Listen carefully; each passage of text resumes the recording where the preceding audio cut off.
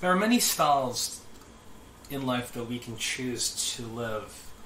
Today we're going to explore one of the very fun and interesting possible conflicts that occur during choosing one of these styles of living.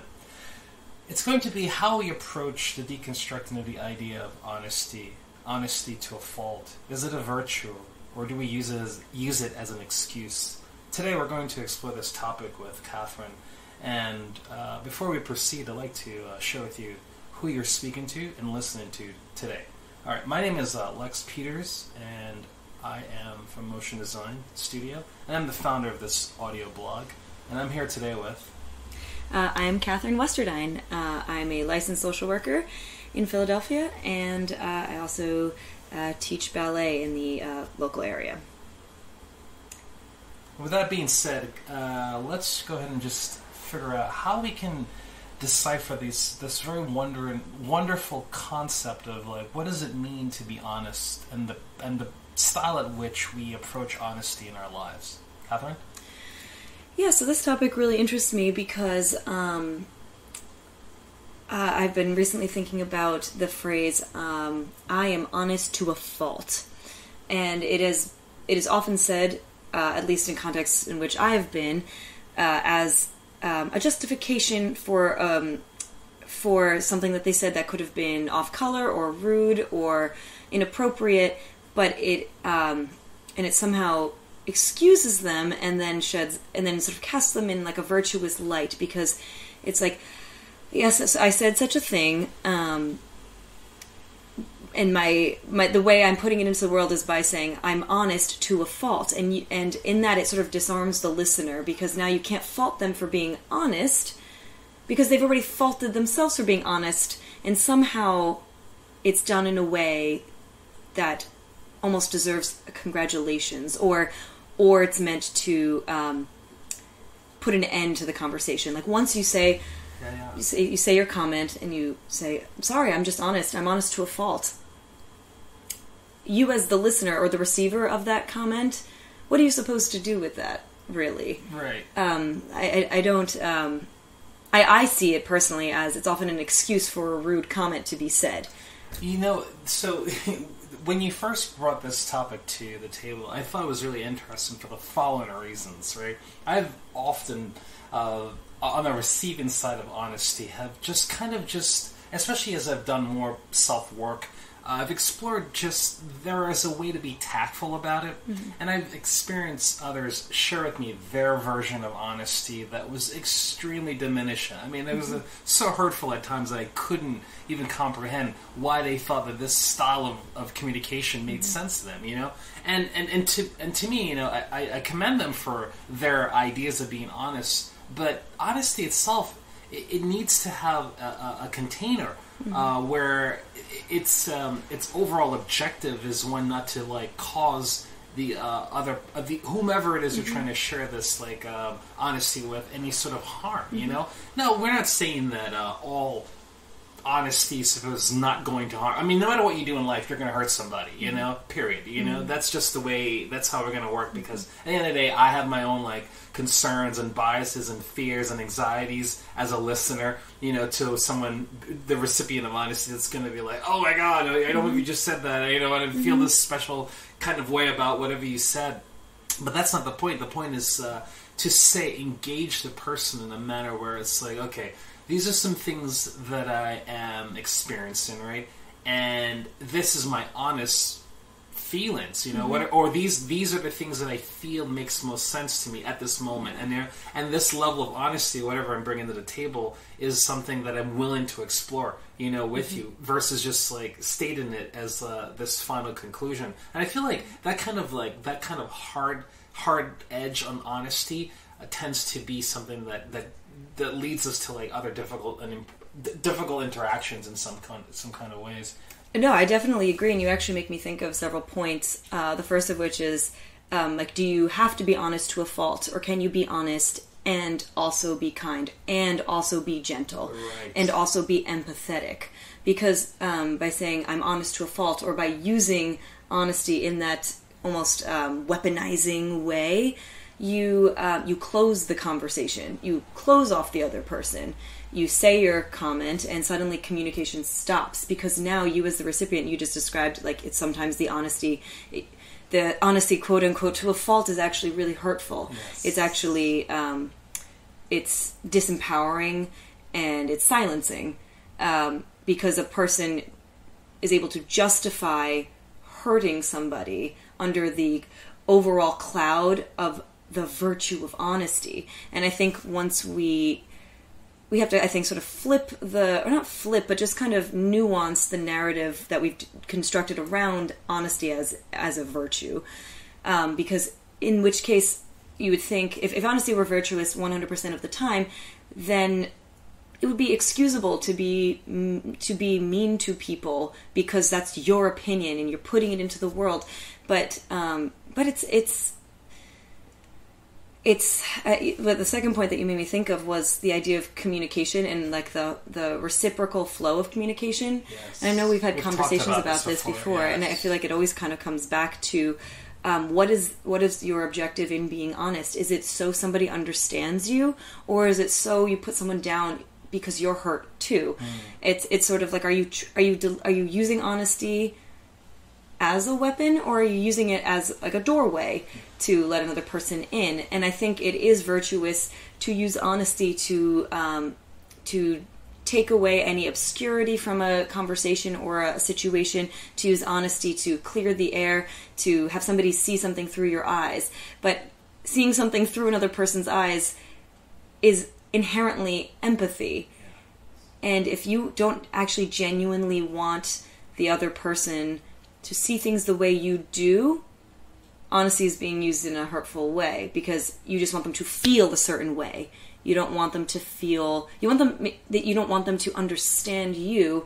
You want them to feel a certain way.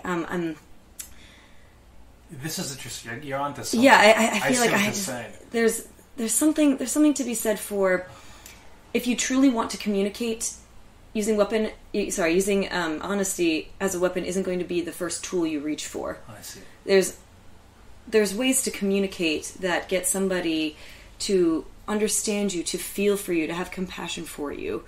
That might be like you tell them a story you can telling them exactly how you feel without putting it on them is like a good start. Like, I can be honest in talking about my experience without saying you caused it, you're to blame, you're the fault of it. There you go. And that right there, you this, you that, is like that example of like violent communication and how it's often utilized in interpersonal conflicts, and it's detrimental.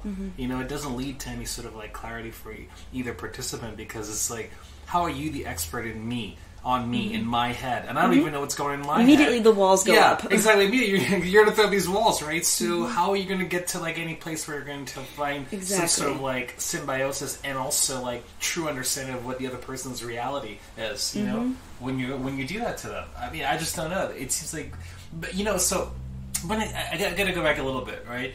You brought up something really, really, really important. When you say to me, right, the idea of Agent A being the one that weaponizes truth, right? Or, I'm sorry, honesty. Let's use I want to stick to words we're using here. I have to ask you this really challenging question, because I see this occur over and over again, right? The level of self-awareness, level of consciousness of self, the observer self, whatever you want to refer to it as, right? How does that person know, right? The person, Agent A, that wants to be honest, right? That they are their style, the modality at which they're choosing to express their honesty is being used as a weapon. That's actually a really good question. One that probably I should think on before I answer, but just right off the bat, two things come to mind. One, absolving cognitive dissonance in oneself when like two conflicting ideas arise in one person or in one thought, like, I'm missing a pen and I see one in the store, should I just steal it? Well, you justify stealing it by saying, like, I really needed it to sign this check that I had to give to my landlord. So you justify this act that you know is morally wrong. So you kind of absolve this dissonance. So I think a lot of times people feel when they're about to use honesty as a weapon, or they're about to basically hurt somebody under the justifying means of honesty.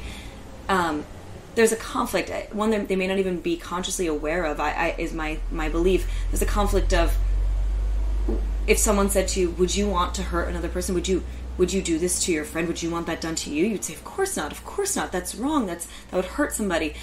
But almost in some deeper level of processing, or some more abstract level of processing, your brain has colluded with your emotional self and has decided it's okay because you're hurt.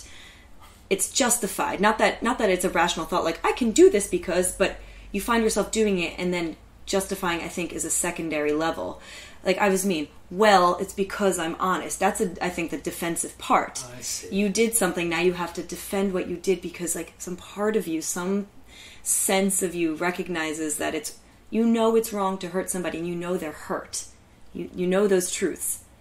And you know that's not you because you're not a hurtful, mean, amoral person, but you are an honest person. Therefore, it's okay. And my pain is reduced, and because I was able to get it out and express and, let it out onto another person, and it's further reduced by no longer having to think that it could have been wrong or that it is wrong.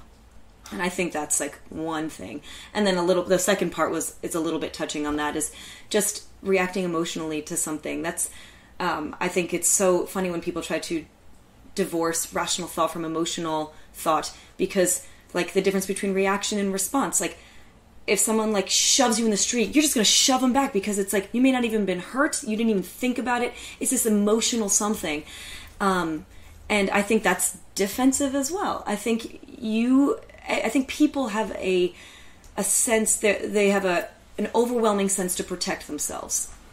I think they have that is a sense that almost the fight, flight, or freeze sensibility. That's something that it's sort of your reptilian brain that takes over, and something's coming at you. Your emotional responses to come at it or protect the self. And I think absolving cognitive dissonance is a protection of self, and I think that's that could play into it, certainly. Like how to answer your question in a sentence, I don't know if it's a conscious, rational thing until you start discussing it with the person. I think until you bring it out into words, it's a lot of it is an emotional justification. And then when you bring it to words, someone has to actually verbalize the reactions that they're going through. Okay. And in verbalizing them, they actually have to process them like in a different part of their brain. And then it becomes like, how do I rationally think about this? Was it rational? Oh, now I'm feeling weird about this. Was it wrong? Then all of those things come up. So it sounds like you're describing a framework to self-analyze. Is that what you just put forward? I think certainly is, and I don't think self-analyze. I think self-analyze is too active. Okay. I think there's a mindfulness that I think people can totally adopt to have more purposeful honesty, and I think that's sort of like one way to go about it is if you can take that step back and take that self-analysis and say, what am I about to do? Is this what I want? What is this going to lead to? How is this going to affect the other person? How is this going to affect me? If you can take those moments and do it, I think that's a really self-analytical time. And I think that takes a lot of work and a lot of practice and a lot of experience and maybe not doing that so much and a lot of conversations and how it goes and to really understand yourself and the other person better. But I think that process that I just described is more of, I think it's more of, I'm going to use like an image here because I don't have like a phrase for it. Sure. More of, like, imagine like a wine glass like shattering in your hand or something, like, or that sounds a little violent, but imagine like a bowl or something shattering on the ground. What I just described is like, oh no, we just broke Mom's favorite vase. She's coming home, I hear her car in the driveway, she's going to be so upset. Let's quickly gather it all together and put it in a shape in the same spot, kind of, and maybe she won't notice and I can come back to it later and fix it. Right. That's like sort of what I'm describing is sort of this like haphazard, nothing's broken, everything's fine, but the the cracks are there, all of the pieces, you might be missing pieces now, and like something's amiss, but you're not really focusing on the fact that you broke it, you're focusing more on your mom's reaction to it, and you're kind of trying to like hide it, or you're trying to be like, it's fine, I'm going to fix it, or like, look, it still looks nice on the outside. So the way that like you did something hurtful to another person, like out of like an emotional response, and then you're kind of like, no, but it's still pretty because I'm still okay. Like, it's honest. It's, you needed to hear it. It's good for you. All of these things. Are you picking up those pieces, sweeping up under the rug, painting it around, like coloring, gluing all of it back together to put it back on the shelf in the hopes that like the other person won't see that it's broken, won't see that was a shitty thing to do. Instead, they'll see like, oh, you tried your best to fix it. And I think, and that's tough because like at the same time, it's a, Yes, it sounds like you are also describing something such as is the honesty for both of us, or is it for myself? And when we look at our behavior patterns, when we say like, okay, we start asking ourselves questions such as like, why am I being honest right now?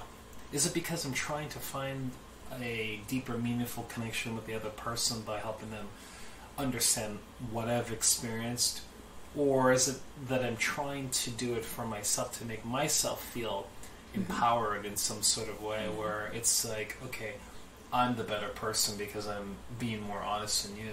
I've been on the receiving end of that frequently enough, and I too, in my not so current state of self-growth, have done that to others, but in hindsight, I recognize that with the actions and what I was doing and what the true intentions were, and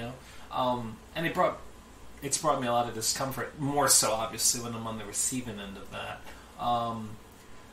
You had mentioned something about, I wanted you to just maybe elaborate a little bit about the differences between reaction and response. Right, okay, totally. And so I tend to talk in like some sort of these like sort of images because that kind of helps me process my own ideas. So let's say I work and am also very interested in grief and how people process grief by themselves, in a family, with a partner. So I'm like very interested in grief, which is why I like this example. Let's say a couple lost a child, and it's horribly tragic. Like in many cases, that would devastate both parents, and in ways that for me would be unimaginable, and very nuanced to the people experiencing this, like with so many layers. This is based off of like a true case that you could probably imagine with happening in many situations. And this one particular couple that went to see a clinician for counseling regarding their grief with their child who passed away. The couple were starting to have issues. They never used to fight. They never had any marital problems before the death of their child. Now the death of their child, they can hardly stand each other in the same room. They're having all of these conflicts in their marriage that they never experienced before, and they can't seem to figure out why, because they're both tremendously sad about this event and tremendously confused by it, and they're going through the same process of grief, but it's a different journey, and they were telling this clinician, the wife was so upset because she said they went to the mountains somewhere, and they hiked up this particular hill or this mountain, and in this beautiful symbolic way, I'm not sure if they read a poem or if they played a song, something that reminded them of their child. And the wife just tears coming. And she was telling the clinician, and she was so upset because her husband just stood there awkwardly and like didn't do anything and whatever. And the husband's like, I don't know what to do for you in your grief. I don't know what you want. And the clinician, who's a friend of mine, was like, you hug her, you idiot. You just give her, you react to her. You react naturally. You follow your emotional reaction. Someone's crying, you hold them, you give them tenderness, you know this person. Like, you don't overanalyze a situation like that. Like, and of course, that's a very complicated clinical situation, and it was said more humorously at this point to break the ice with them. But and he kind of laughed, and that's what and then she said, the wife said, yeah, I wanted you there. I wanted you holding me because I know you were also in pain up there, and like we were there together, and like that physical connection meant so much. So she took this like funny comment that the clinician made, like, well, just you hold her, you idiot. And she was like, no, but yes, like you would have been correct in that because I wanted that intimacy, but I couldn't ask you for it. So that's one case of like a reaction. You just kind of react like naturally to based off of like what your emotions say. But a response, I think, is more of like, when are your reactions? What he was trying to do is respond to her. He was trying to say, okay, the husband was trying to say, what does my wife need right now? Why is she crying? Is she crying because the song was that? Is she crying because we had all these issues? It was a really stressful journey. Is she crying because she doesn't want me here with her, sharing her? And he was trying to come up with all of these possible scenarios for her tears. And I think in the case that we're discussing tonight, a reaction is that emotional gut impulse. What do you want to do, and are you doing it before you even catch yourself doing it? Is it someone hits a little hammer on your knee and your foot goes up? Just you're reflexive because you're an emotional person, and I don't mean you have all these emotions out of control, but that you're a person who experiences emotions, and you just respond accordingly, the way like a child might. If someone takes something from them, you just react the way a child might. Whereas a response, I think, can be interpreted more as a mindful, best guess interpretation of how you're doing, a quick check-in, how the other person's doing as best as you can, and coming to terms with your intention in what you're about to react with. And that like little space might give you just enough time to pivot slightly, just change the tone of your voice, or change sort of a little bit the message you're trying to say. Disarm yourself before you come at another person. So I think response is just like a little bit more insightful, it's a little bit more reflective, and it's a little bit more considering of the whole situation rather than just you and shoot right back at the other person. But it's you. Before you do that, think of what you're going to do. Take a breath. Is this what you want? Is this what they want? Like kind of coming in touch with your priorities. That's like sort of my interpretation of those two words in this scenario. But what do you think? Because I'm interested in what you hear about intention. You were talking a lot about that before. Right. So this kind of ties into the blog entry that we did 2 days ago, where we explored what does it mean to be honest with another person, like the act of like when do you provide honesty versus just creating a false state of like not being honest with like the way you are at this moment, like you're self-deceiving you're deceiving others, not yourself. So when I think about what you described with the husband and the wife and the way they're experiencing the grief of the loss of their deceased child, what comes to mind is, and his like maybe his standoffish approach, right? What if he's not, what if he's in a different stage of grief, which causes him to not feel so at that moment a need to like express himself with tears? I mean, what if he's in that space and now he feels it might be awkward for him to even try to mirror anything that like encourages and supports that? I mean, totally. It's a really legitimate question. Then here's the thing, right? If he was reactive, and please correct me, if he was reactive at that moment, he would immediately do something such as like get closer to her, hold her, bring her to him. Is that correct? Would that be more of a reactive response? I think it would be reactive because it would go back to their original sense of coupleness. Right. It kind of goes back to like he knows her, he knows what, going back to their original interactions, because their conflicts at this point they were recent and they're new. And I feel like the reaction, it's a deeper thing. It's like, I know you, I know what you need, I know what you want. And I think you bring up an extremely valid point about being in a different stage of grief, because like maybe even in his grief he couldn't tolerate her tears. Absolutely. It could be something. And can you hold your thought real quick? Yeah. I just want to like share with the audience. If you're not familiar with, there are many stages of grief, and Elizabeth Kubler-Ross, a psychologist, wrote extensively about this, and I just want to share with you. Her ideas were like there were 5 stages of grief. The first one is denial. The second one is anger. The third is bargaining. The fourth, depression, and last is acceptance. So just to let you know, these are some stages of grief. Are there any other, Catherine, that you know, or any other categorization of grief before you proceed to like go on about what you're saying? Because it'd be nice for the audience to know. Yeah, and I think what is good for a listener to know is, one, the Kubler-Ross stages of grief don't have to be experienced in any particular order. That's true. You can experience depression before anger. You may not experience denial at all or bargaining at all. So those are kind of a general guideline, just so you're aware that you're not grieving incorrectly if you don't go through them the exact order. Also, there are a lot of nuances to these. Not everyone experiences anger by punching a wall. Sometimes anger is so deep it brings you to tears, which may look a lot like depression. I think the big one thing is acceptance, not of your grief, but of yourself while you grieve. Accept that you are grieving in whatever way you are. And the Kubler-Ross stages are really helpful if you just would like some organization with all of the feelings that you might be going through with your particular grief process. I just wanted to share that with the listeners because it's really an interesting and very important thing to understand. Like Catherine has said, it just helps you organize your experiences stage-wise. But yeah, sorry, go ahead. Go back to what you were saying. Yeah, and I also, like, if I'm veering too far off topic with this, I tend to talk about what I like. It's funny how that happens.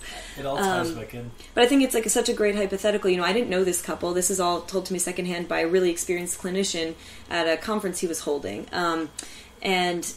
But it's so true. Like, he may not have been able to handle her honest expression, talk about, being honest of her grief, because maybe it would trigger his grief, or maybe it causes such an emotional turnover, or it sounded like there was like a lot of different turmoil that he was going through himself. And the way it was presented to me was the husband wasn't sure that he said, he was basically saying, what did I do wrong? What could have I done differently? So he was asking the clinician, what should I have done? And that's when he's like, you hold her, you give her a hug, like, this is your wife and you love her dearly and you can be very happily married again. How would you have comforted her in the past if she was just very upset?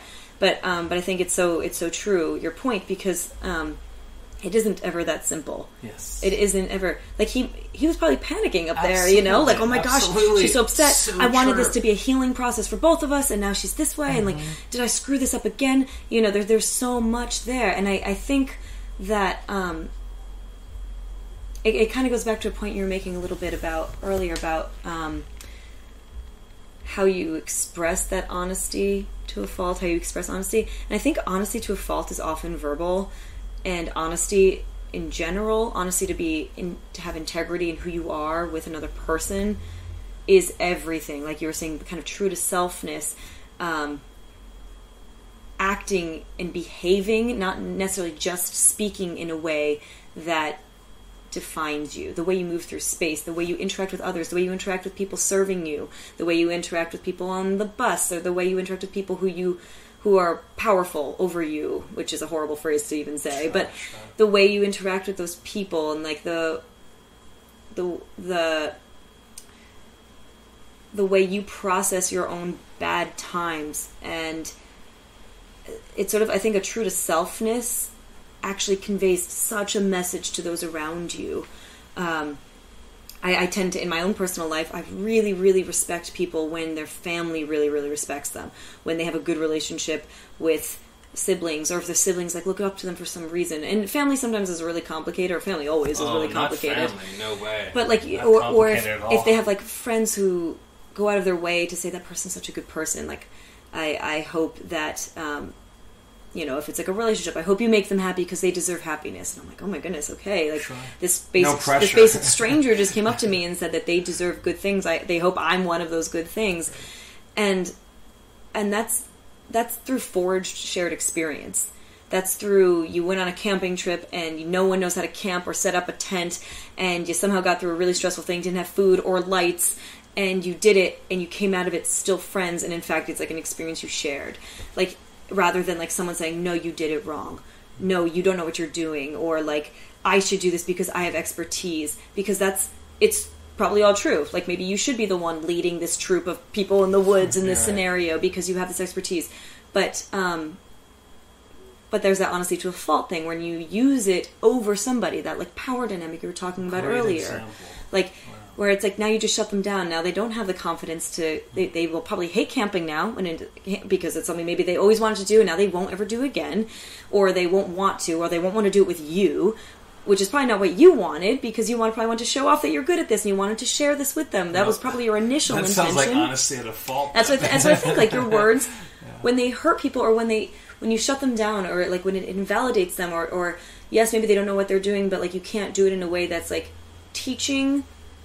And I don't mean teaching like as if someone is a source of knowledge, as if the teacher is a source of knowledge and a student is a well, like, but teaching in a way that you both have something to contribute. Yeah, maybe you can teach the person that how to like correctly angle the spoke, but like you also, as the receiver of that knowledge, are a full person who can like very much contribute to that scenario with, you know, some sort of strength you bring. Maybe that's a strength of conversation. Maybe that's a sort of asking questions to keep the dynamic alive. Maybe that's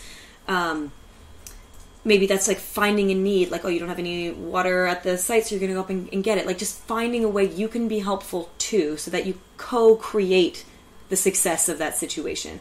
So I think to go back to your point, that when you feel that you have to be powerful over another person, honesty is often used in words to a fault. I think fewer occasions someone's just going to like set up the tent and not say anything.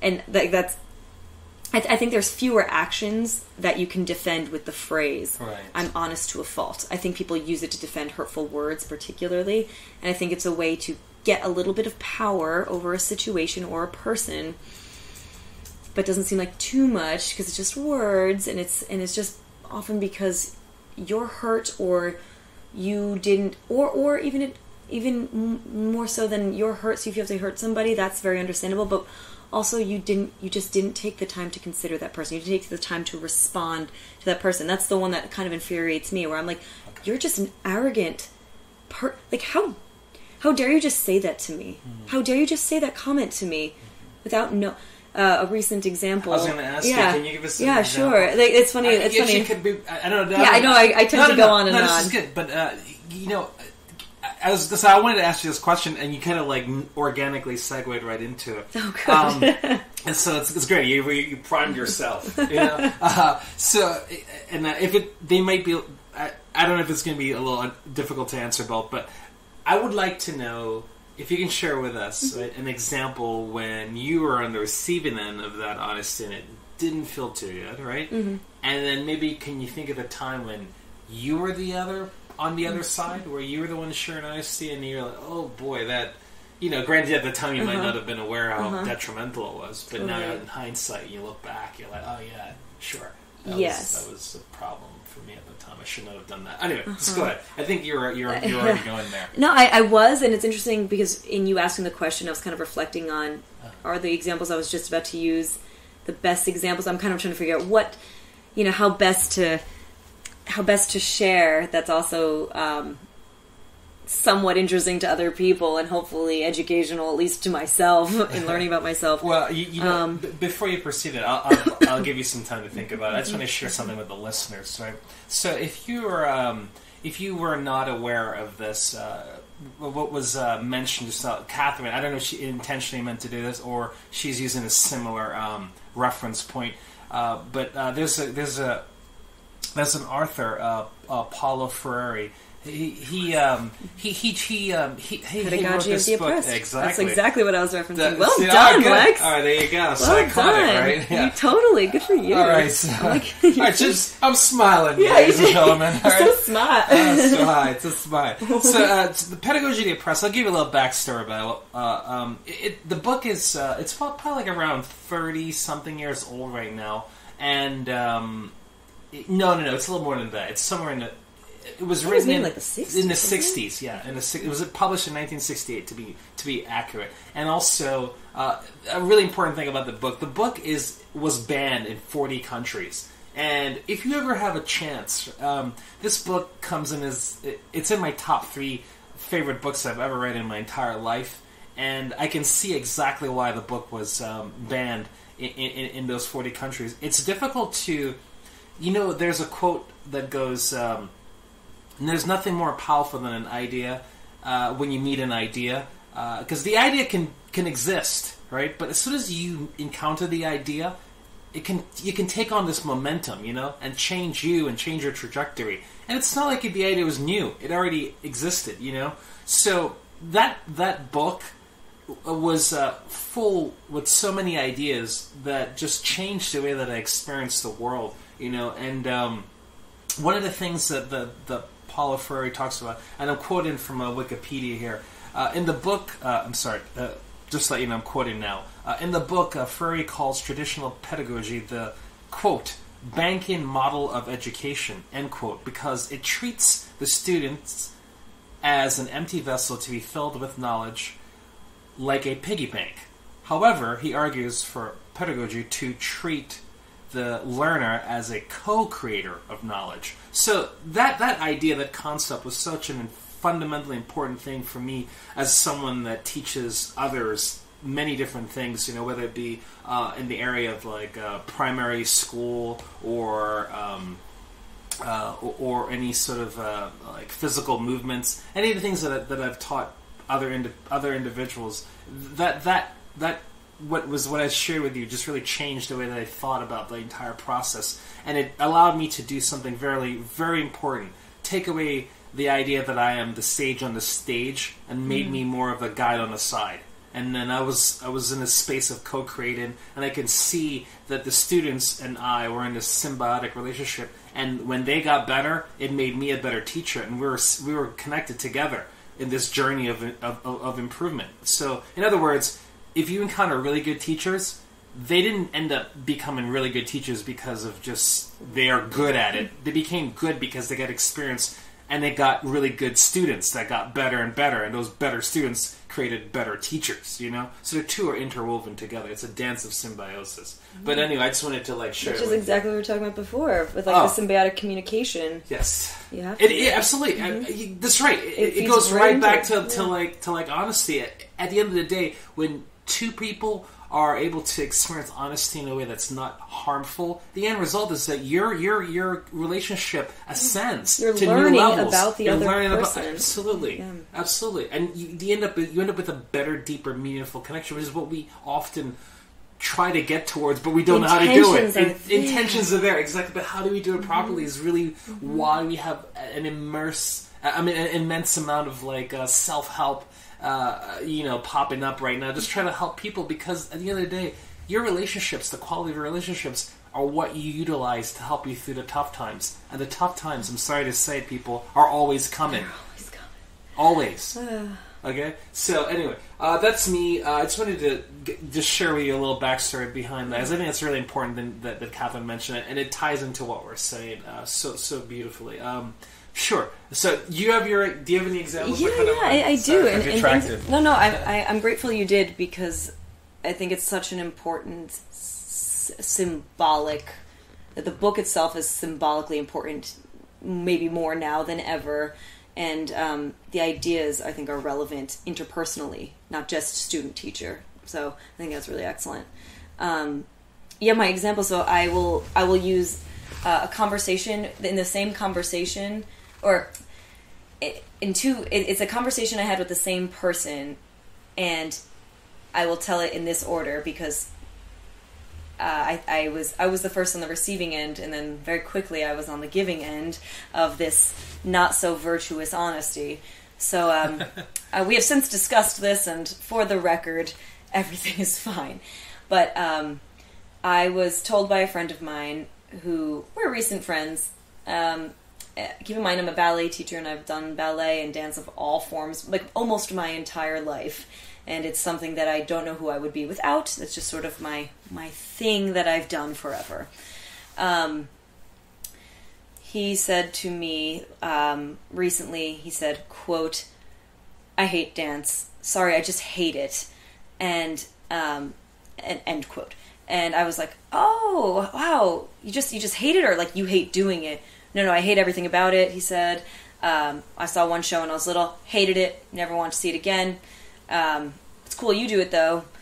And this is almost a direct quote. I've thought a lot about this because it truly devastated me. In the moment, I was like shocked because I felt such a funny way. I was like, oh, okay, well, he's entitled to his opinion. He's allowed to feel whatever he wants to feel about this. why am I getting, like, really upset right now? I'm, like, getting, like, angry upset right now. And, because I tend to take a very active interest in this person's life, of which I know very little about, and ask a lot of questions because I don't know anything about it. Suddenly it felt very unfair. It felt like suddenly a scale was tipped. Suddenly I was a guest in his world. My world was irrelevant, unimportant, and not something to be worthy of curiosity. So it's where I was sort of like, if you don't know anything about it, like, why don't you ask me some questions? Maybe that'll shift your opinion, or at least maybe you'll have a more informed opinion. Because this is sort of my life you just very quickly threw away. Just like that small comment really threw me off that way. So that was when I was on the receiving end. And he then justified, I said like, oh, wow, really? And he said, sorry, I'm honest to a fault. And that's when I was thinking, you don't have to be honest to a fault. You can just be honest. And still be curious and interested in another person. Because in that moment, he cut off that reciprocity. Right. Suddenly, it was just his outflow of energy. Mine didn't have a receiving energy. I didn't have any vessel to receive my thoughts, my expression. I didn't know how to, like, react to it, so I just kind of sat there silently and awkwardly. Suddenly, my output was stunted. Now it was just sort of like more an object in the room, sort of taking in what he's putting out, but not, like, being able to contribute, because I felt so shut down. So then a day later, after a few drinks and in front of his mother, I called him a control freak. That's going to go over really well. Oh, she loved it. The mom loved it. Oh, Mom was on your side. Oh, yeah. She's like, he's a Scorpio. Yeah. Ah. I was like, yeah. Astrology, yeah. guarantee. Let's do it. I felt real good. And he handles stuff like that pretty well. And he was like, I'm not a control freak. And I said, yes, you do. You have to manipulate every scenario, every conversation, every situation that we're in. You know, the certain food has to be a certain way. The wine has to be a certain way. The company has to be a certain way. But you can't control human behavior. And you're upset because your mom's not acting the way you want her to. You're upset because I'm not enjoying it the way you want me to enjoy it. You'd be great with toddlers. Right? Yes. And so I said, you know, you're a control freak. You're a control freak because you had to create this whole thing. And you're upset because you can't control people. Imagine that. You can't control people. And he said, you're being a little condescending to me right now. And then I was like, and then my jaw, like, dropped, like, in a kind of a not literal way. And I was like, oh my gosh, I'm so sorry. I'm so sorry, because I hate when people condescend to me. It's like such a disturbing feeling. And I said, I am so sorry to be, and he's like, why are you sorry? And he's like, you can be honest. And I was like, no, not that kind of honesty though.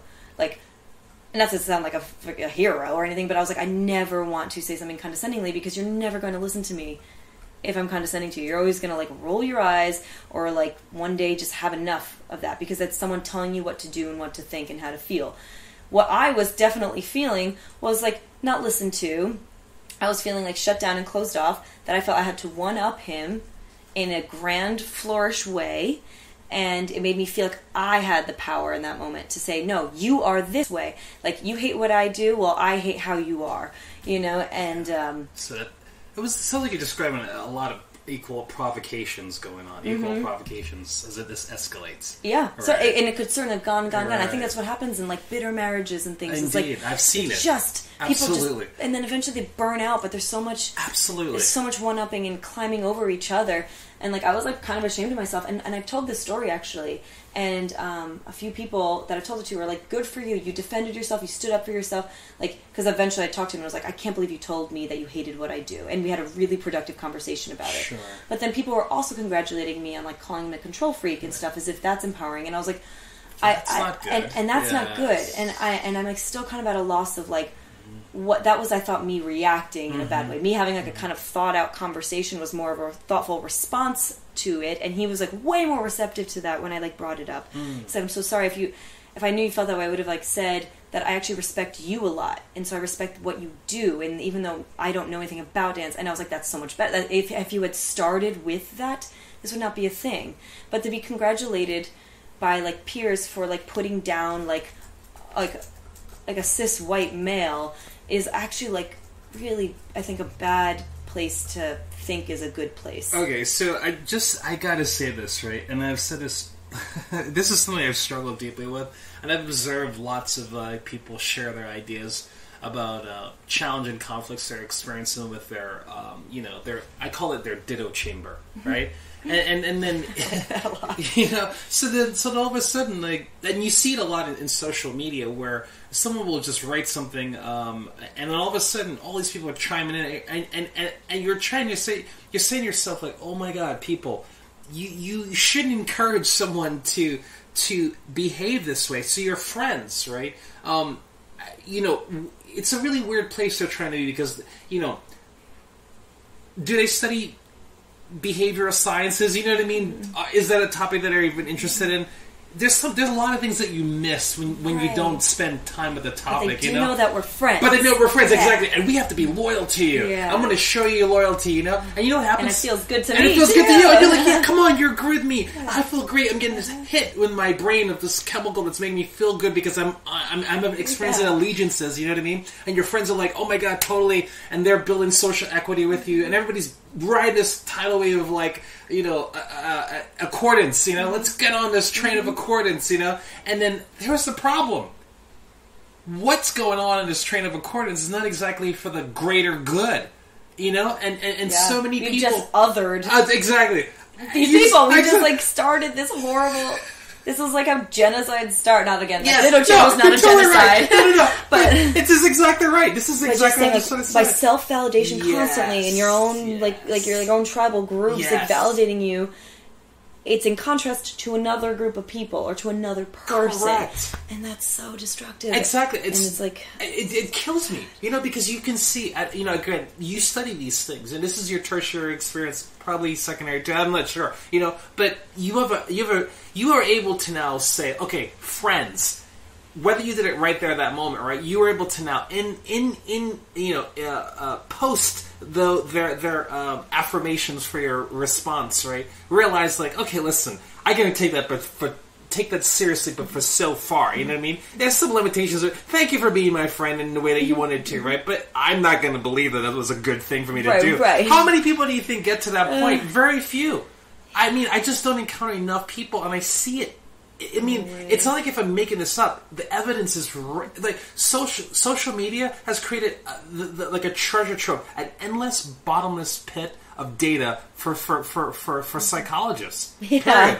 You can just go on there and just click on the next person that pops up and read their walls. But what's funny is a lot of my friends, because I'm in the social sciences, are also in the social sciences, and I definitely do it to my friends too. Right.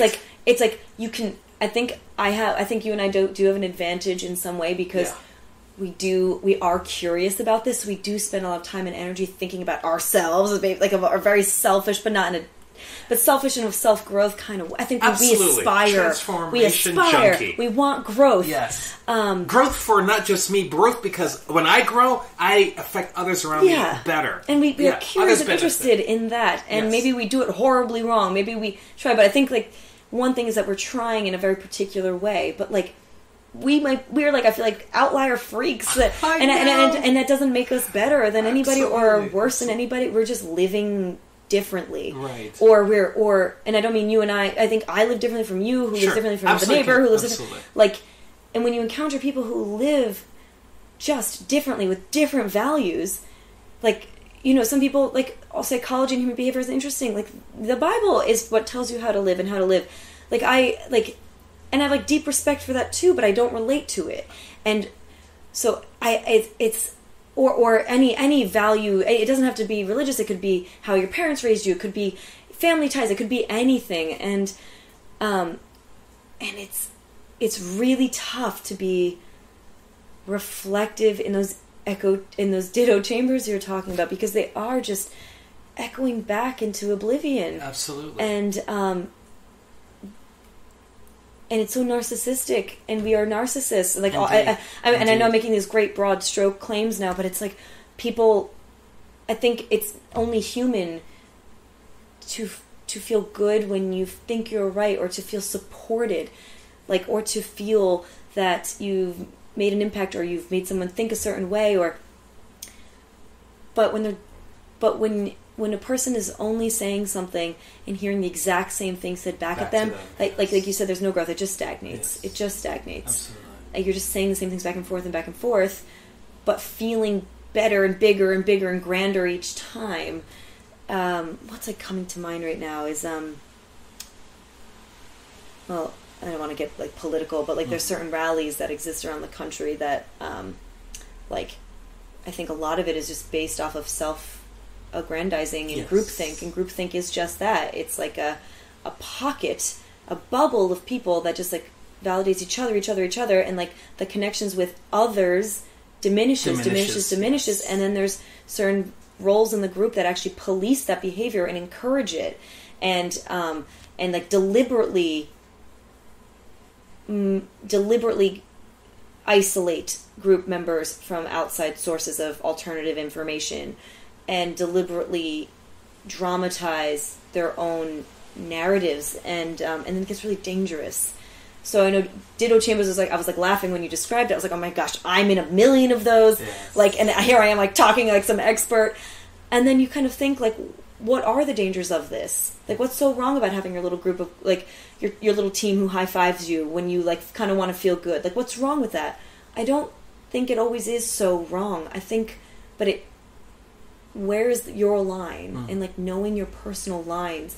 When can you look around you and say, oh my goodness, like what all of us are isn't good? Like when do you realize you're in a group think sort of dangerous situation?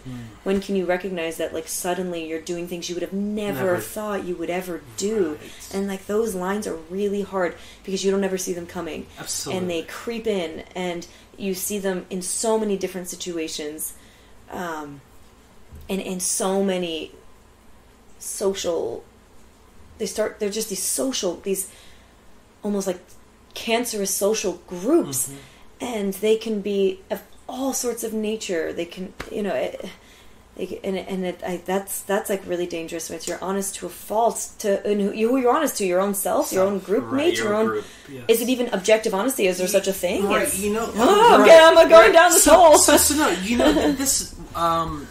Thank you for saying what you're saying. I want to add something to this. This is really fundamentally important to add this to this, what you've described.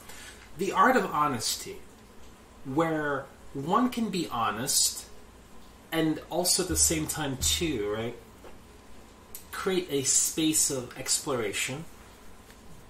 And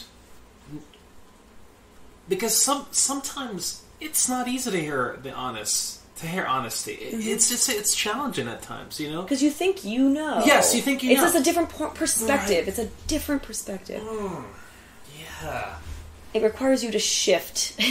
Right. That's not always easy. No, it's Sorry not. to cut you off. Right, but I want to go back to your friends. Trying to create a ditto chamber with you that you escaped. Lucky you. No, right? I don't often. I had a lot of ones when you're like, come up with an example. I was like, oh my gosh. Yes, there's so many. It was a frightening moment where I was like, my poor family members, like, poor this. Like, right.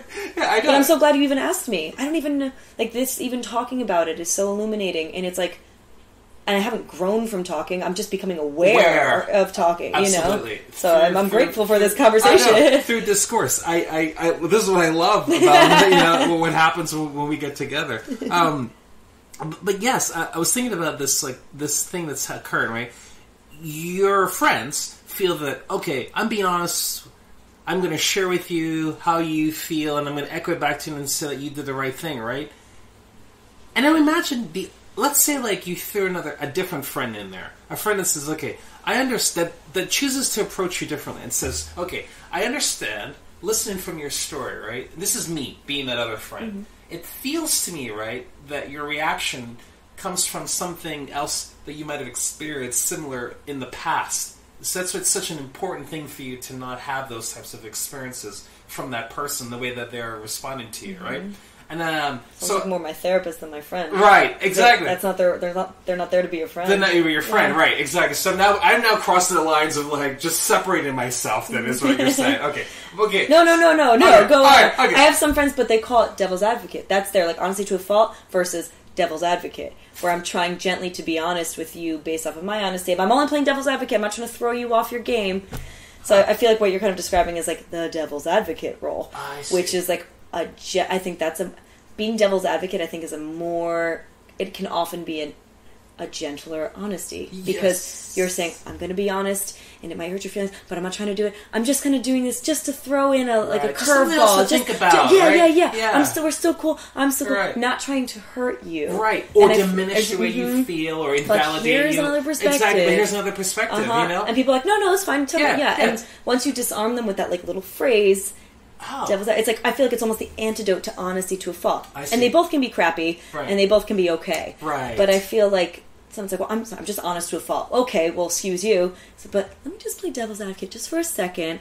What do you think about this like completely alternate point of view? Like, what are your thoughts on it? And then you're kind of like, oh, well, because this is not personal, I can actually think about it and respond to it. And I think like at that friend who's trying to devil's advocate. Yes. I think that's like a really interesting. It was really interesting when you started that way. It was like, oh, you're that guy. Can you speak about that part where you said not making it personal? Because that's actually a strategy in therapy that I don't think a lot of people actually truly understand. Can you elaborate a little bit more about that? When you make something not personal when you're trying to engage with someone. Sure. So I'm not sure if I'm going to describe it in the way that maybe you're hoping, but what I was sort of meaning by it was by not, let's see, to make something not personal is to address an idea as an idea, kind of disconnected from the person a little bit. It's like, okay, so let's say with the scenario I was just describing, and I was mean to this guy back, and my friends all said, good for you, you should have, I support your reaction. Yeah. And then somebody makes it not personal by being like, I'm really glad, like, I think there's something to be said for, like, I still support you. Like, I'm really glad you felt that you could stand up for yourself. Devil's advocate role, here's an idea, not that you did this, not in reaction to something you did or you said, but devil's advocate, like, or not personal, has someone ever done that to you? Or I'm not describing this well, but like taking out the blame element of it. So it's like, okay, good, I support you. You stood up for yourself. Like,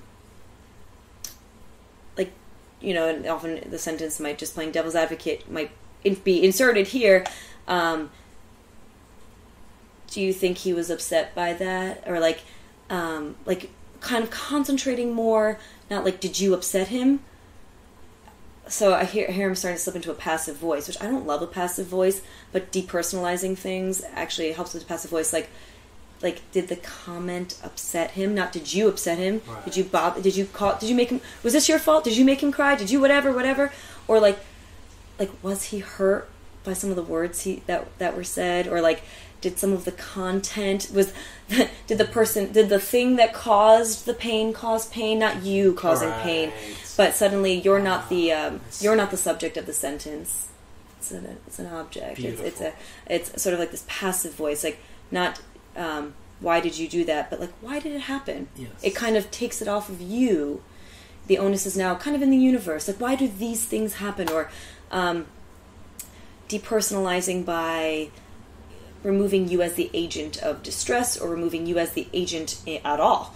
In another case, like maybe you another example where someone was hurt, like you yelled at a person and said they're selfish and bad, and you as maybe you're the wife, you're calling your kids selfish and bad, and the husband is kind of like, I don't think that was the best lesson. I don't think you should have just screamed at the kid. I don't know. But you're trying to talk to your wife who's still very upset about this event, let's say, and to depersonalize, not like you made our kid cry, or I'm kind of talking in circles, I realize, but I feel like I'm getting at something. You totally are. Like, rather than like, why did you have to talk to him like that? Why did you have to be honest to a fault or whatever? Yes, like, you can say like,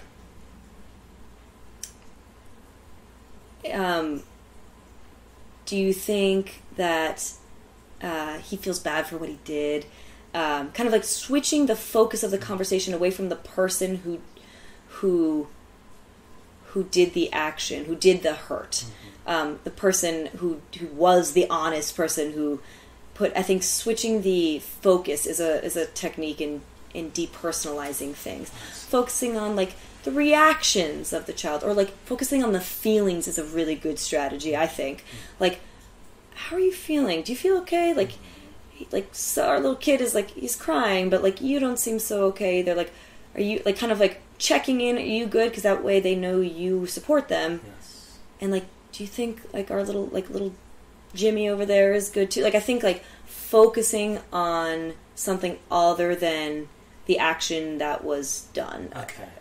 Is that something? Absolutely. I know I spent a lot of time talking about that. You definitely hit it like somewhere in the mean of that exploration. Yeah, it's like, there. yes, It's that's there. Totally it. I'm on that. I think there's a lot of ways you can do it, Mm-hmm. not using like strong words like you and because that's accusatory. Absolutely. And that's because a lot of situations I think are so. It's a system. I love a system. I think you love a system too. Indeed. A car doesn't just get into a car accident. It's not like you just hit that car. There was a ton of traffic. The light, maybe like a light was like out because of the storm, which caused all the traffic, and maybe one person was drinking, so another guy swerved out of the way, which like incrementally impacted traffic like 40 feet up.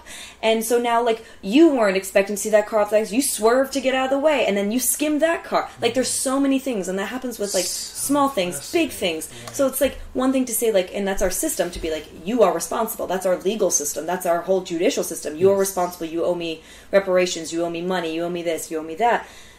But in real life, it's a whole bunch of things. You yelled at your kid because you had a bad day at work also. Because your boss is going through some stuff with his wife. And so he made things tough on you. And the system grows. And like, and you didn't maybe sleep well the night before. And like, maybe your son like did do something bad, but like on a different day, maybe you wouldn't have yelled. And like, you know, there's so many little things. So to be personal, to say you, to put blame, is it basically makes someone responsible for a whole context of stuff that went wrong, that may not even be aware of, that impacted the situation, rather than being like, you yelled at our son, you shouldn't have done that, rather than being like, you know, how was your day? I recognize that you are more than just what you did. Right.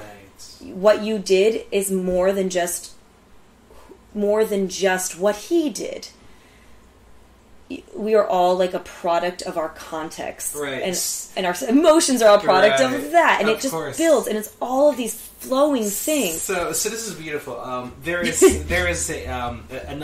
another way to describe this, as you know, if the more you know about things, you can. These concepts pop up in many epistemologies, and I'll give you an example, and this reminds me of what you're describing, Catherine. It's called the butterfly effect. Yeah. I'm going to read this to you. It's from Wikipedia, right?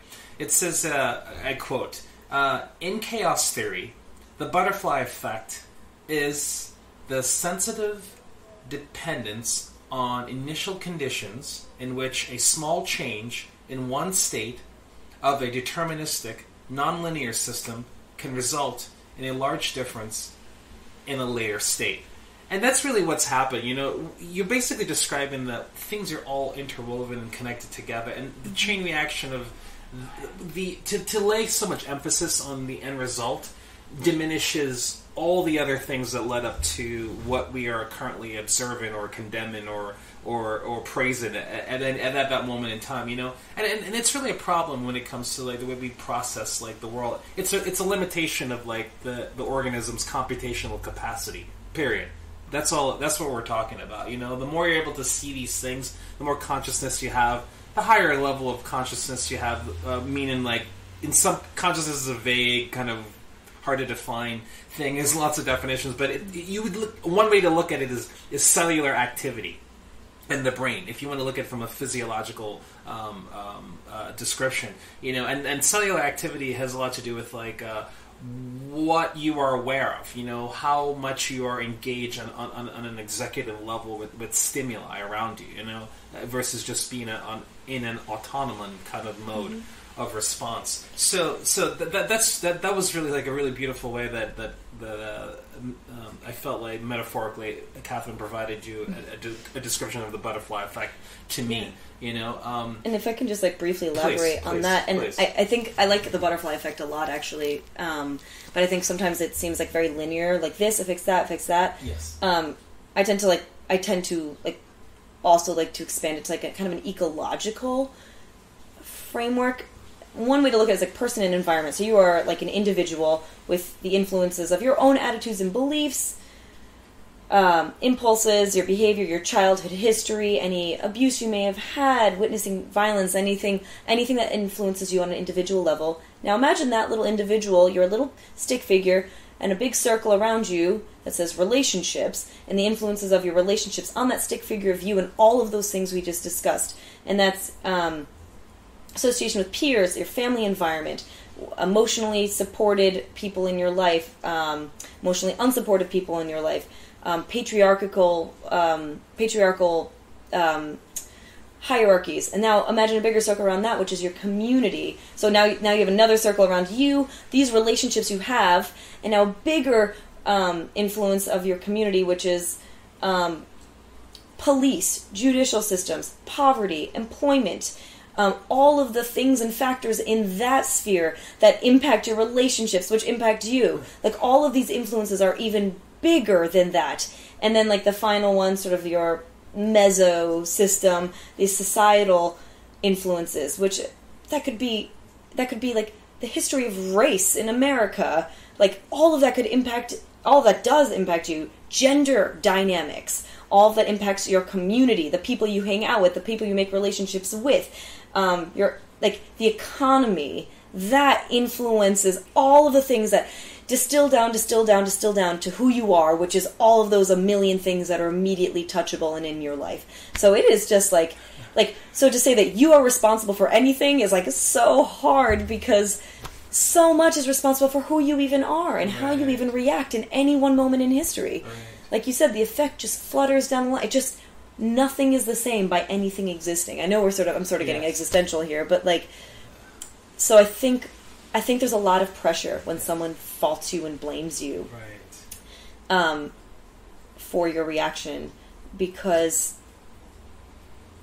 you can always defend it by being like, I didn't sleep well, I'm hungry, and I think so much of these huge things that weigh on us day in and day out, our politics, our relationships, our communities, can we not trust our churches anymore, that maybe that on a community level you feel disenfranchised, or maybe you don't trust your school system, or maybe the gun violence at school is disturbing you as a parent, on all these different levels you feel unsafe.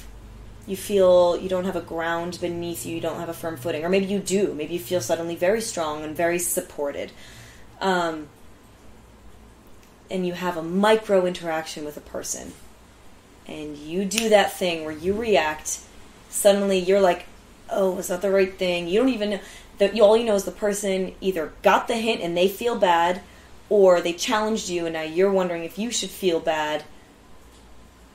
You resolve it. You somehow find a way to justify it, because there's so much in you and on you that I think it's harder than we give people credit for to take that step, take that pause. Because how can you totally know in an instant, oh, well, these people in my government are impacting how I feel about my schools, which is impacting how I feel about my children, which is impacting the relationship I have with my husband, which is getting in touch, affecting my work, what I do at work, and I'm taking down my work home, and all these other things are coming on, and I'm also sick, and I have all these bills and all this stuff, and suddenly, it can pile up and big and bad and good in crazy ways, and suddenly, now in this tiny little instance, you just don't want to feel like shit. Right. And you just want to have a little piece of something, and I understand how that is so addictive, and how that can feel like you said, the chemicals in the brain are just telling you that feels right, and also telling you maybe you deserve to feel right sometimes. And do you not? I don't know if these questions can be resolved, but I think we can always work to be better people. Right. And I think that kind of gets a little bit at kind of what is the purpose of honesty? Right. And because just you've described the milieu that sets up ontological anxiety. I feel so bad right now. Oh no! I kind of feel bad. I'm like, no, I've resolved nothing. I'm kidding. I have no aversions to this level of reality. I'm an actualist, so this feels great. Lex is feeling great right now. I feel He's wonderful. like a hot bath of actuality. Yeah, give me some bubbles, little Epsom salts, whatever. Yeah, but because you just described something so great to me, let's go back to our idea of the couple and their experiences of grief for the child.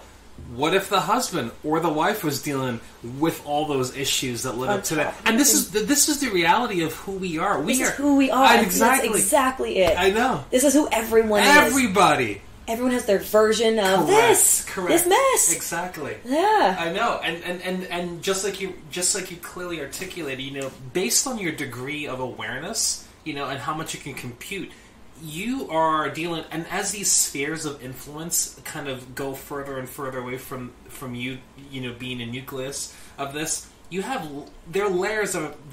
called layers of abstractions. You have to try to figure out what this layer does to the other layer. As it goes up or down, however you want to analyze these layers of influence, these spheres of influence, they really are real, and they do impact the individual experience, and they are impacting everyone around us, And with that being said, you can see why sometimes, the importance of at least being able to take agency over the thing that you can control, which is yourself, as much as possible, versus like the other spheres of influence that you do not have influence over. This is what we're talking about, because that's the best we can do as individuals, is look at ourselves and look at what we can do on an individual level, on a one-to-one, a tactile level. Like, I'm here, you're here right now. Let's look at my style of honesty. Does it make sense? Does it meet you where you are? Does it match the kind of like reciprocity that you've offered me in the past that made me feel healthy and grow and allowed me to grow from? These are really important questions to ask ourselves, to just look deeper at ourselves, to see if we can come up and extract better ways to be in the world. Because at the end of the day, you do it for yourself, and when it feels good and it's working well, you're doing it for everybody else too. The two are in tandem, Yeah. I had a really influential professor who I still do some side gigs with, and he calls it personal liberation. And he taught a really powerful class on race, and he has been fighting racial injustice in Philadelphia and the world. He's 84 years old, and we just had this. More events to come. I'll be sure to post them on your audio blog if you're interested. Lots of public events. And he's like a tremendous public figure. But he teaches a lot of people in an Ivy League setting who don't fully see all the impacts, or they don't see the way race has impacted where they are, where their peers are, how they got to be where they are, the sort of structures that are in place that support or don't support them in this institution. And he teaches all of them and is kind of like, oh, okay, it's not like... And he's really trying not to estrange like people of a certain privilege, because...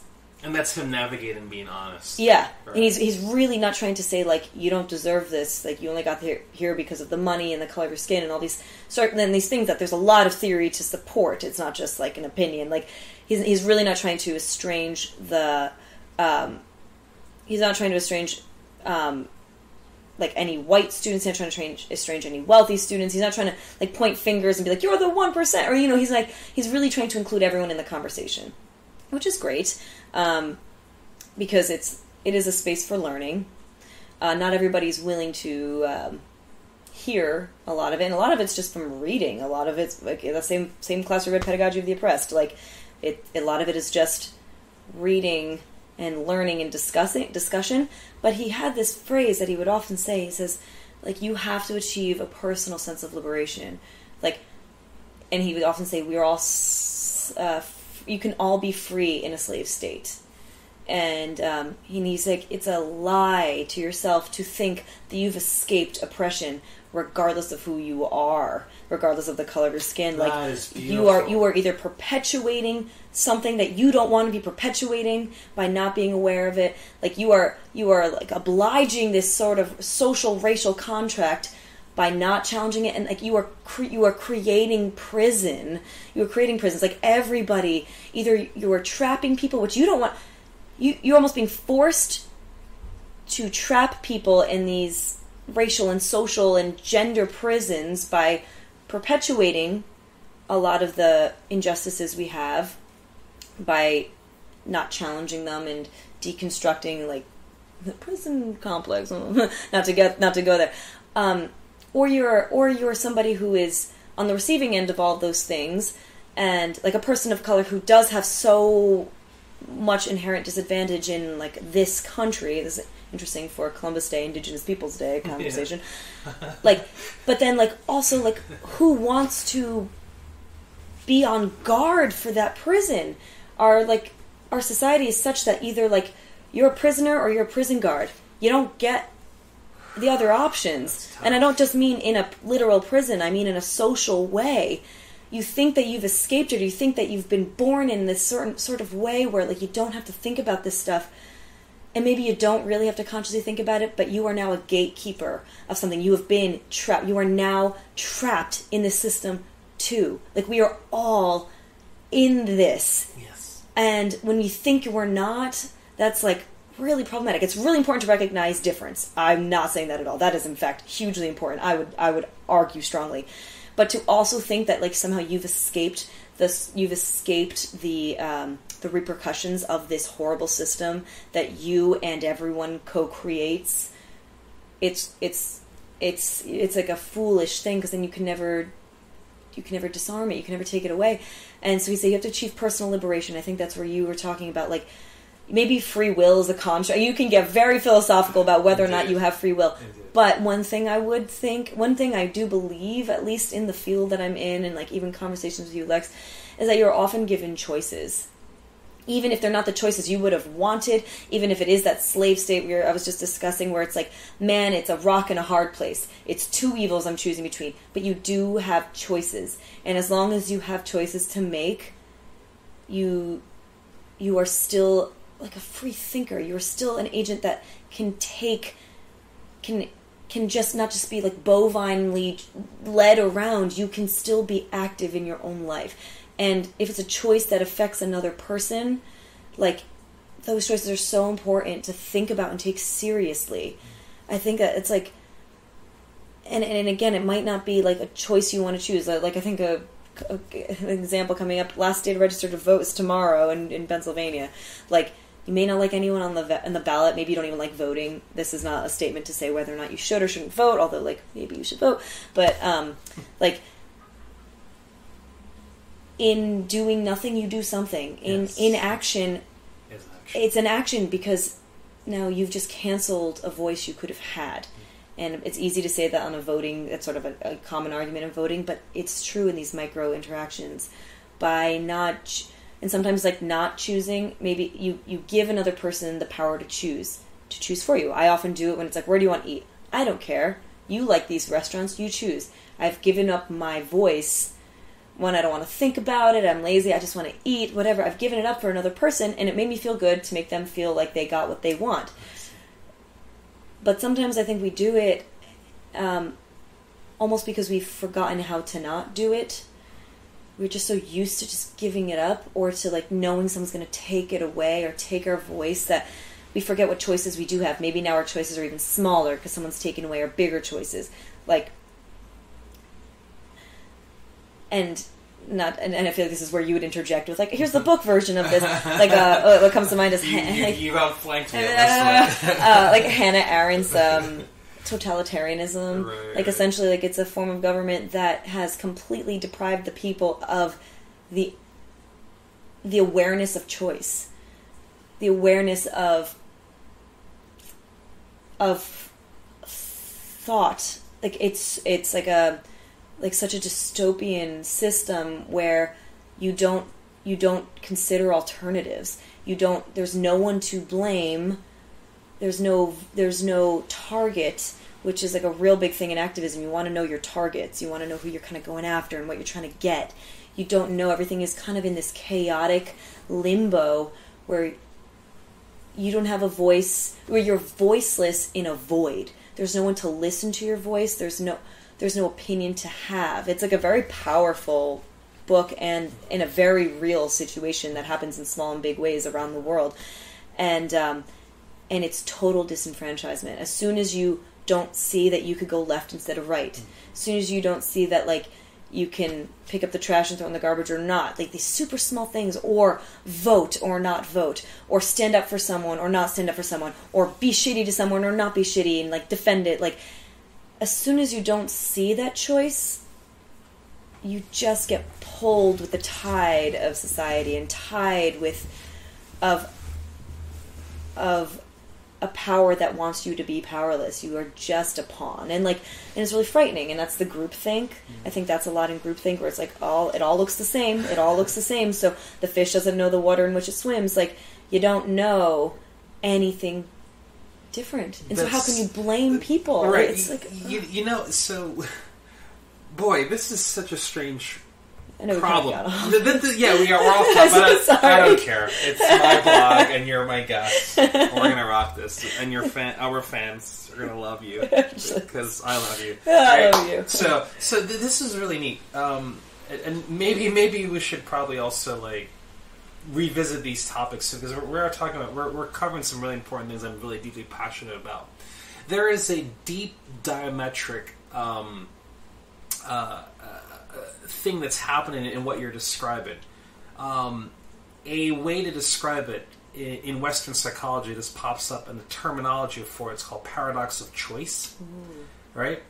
And then there's also this deep discomfort in not having choice, which is strange. And I'll describe to you the psychology of the paradox of choice. The paradox of choice goes like this: if I have 5 cars to choose from, and I say to you, right, you have 2 seconds, make a choice. Okay, I made a choice. But now the problem is, right, am I ever going to be happy with my choice? Because I don't know for sure if the Maserati or the Tesla was what I really wanted, but I ended up with the Ferrari instead. I don't know if the Lamborghini or the Rolls Royce were also equally interesting for me. You know, so, like, I have this problem where I'm experiencing discomfort because I don't know for sure if those choices that I could have made, those other things, were going to have been better for me, you know, in lines with who I am at this moment. So then what happens with most people, right, is that they choose not to make a choice, or they make choices and they feel very resentful about what they've made. So freedom is a really interesting thing with the way people experience freedom, you know?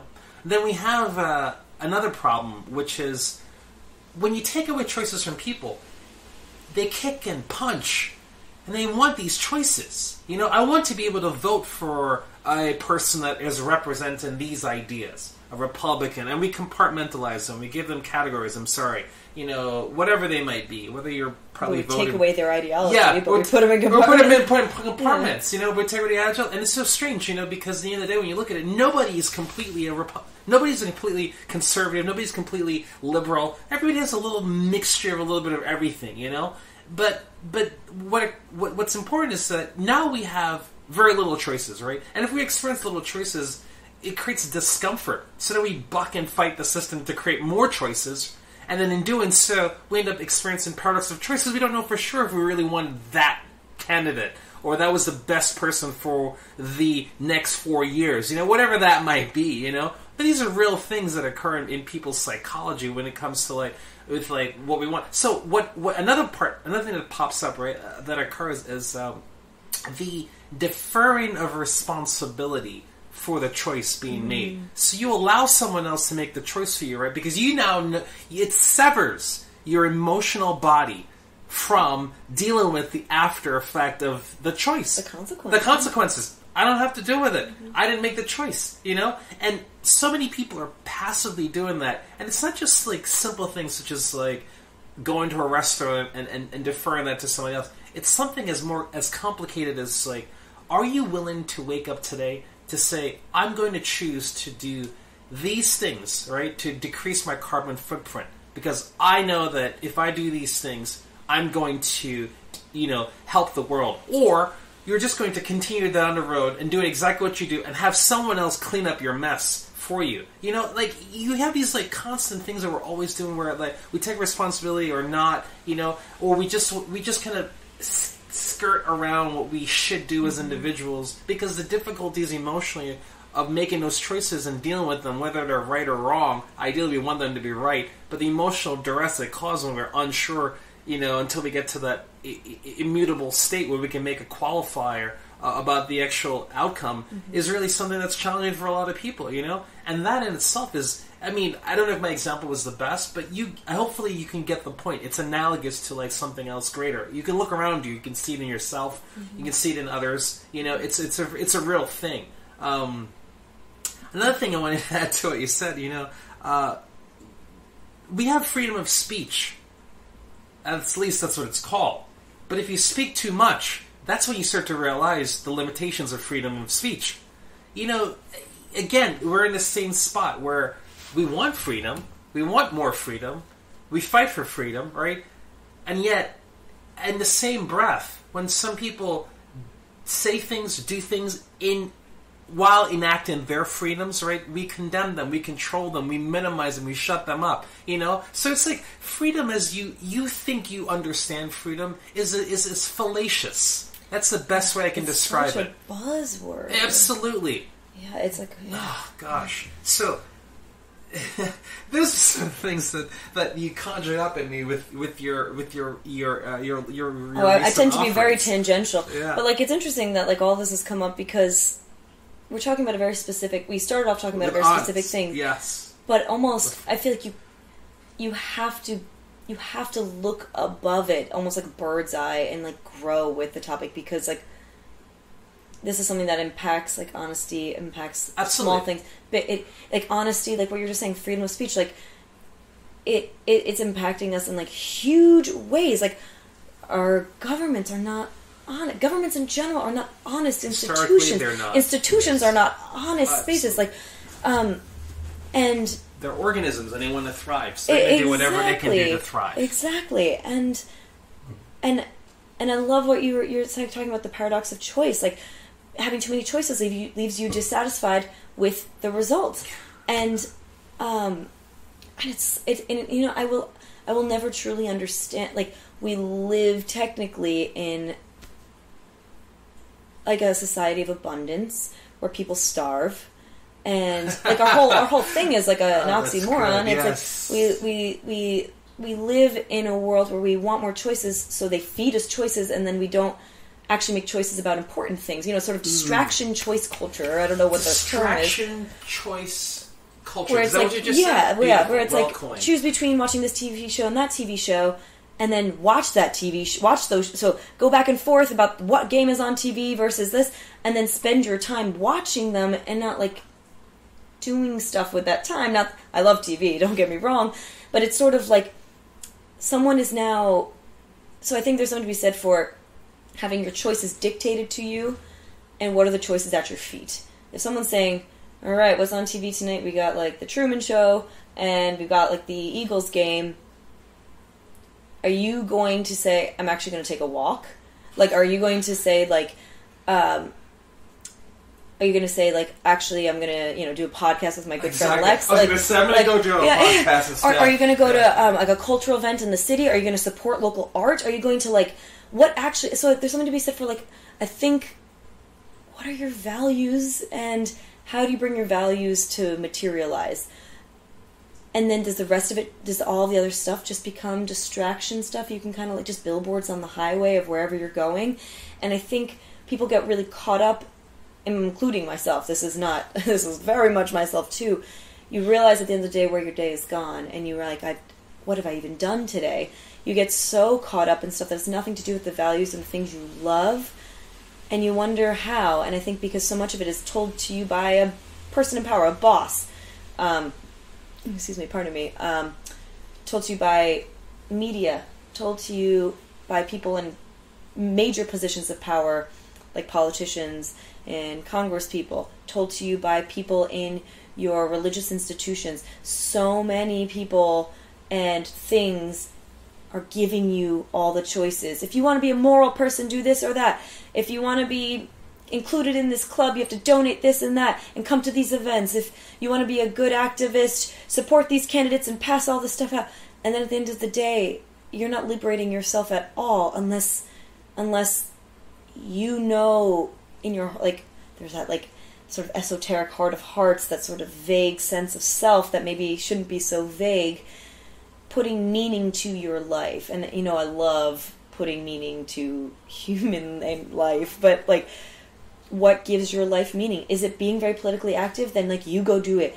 Or is it being, but, like, I doubt that many people would say what gives them meaning is being essentially having one of those shepherd canes, you know, the candy cane shaped canes, being, like, pulled side to side, on and off stage. Now you're on, you have to be on. Now you're off, now you have to sleep and eat well, but you don't have enough time. And, like, being pulled, and now you have to have, so all the roles you play, the mom, the dad, the brother, the sister, the husband, the wife, the partner, the lover, the, you know, the sex worker, the lesbian, the everything. To wear all that has to do all of the things. And then to, like, take a moment to be like, what is my life? And then you start being like, well, maybe, you know, like, for me, I want to be a good person.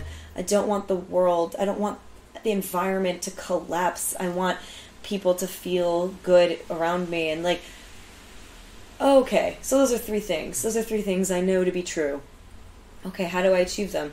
Well, like, okay, there's, like, certain things I can do to reduce my carbon footprint. Like, and I can actually do them. And there's actually small things I can do. And, like, that's cool. And, like, even in my own life, those things are kind of building on themselves and gaining momentum. And I really feel good about them.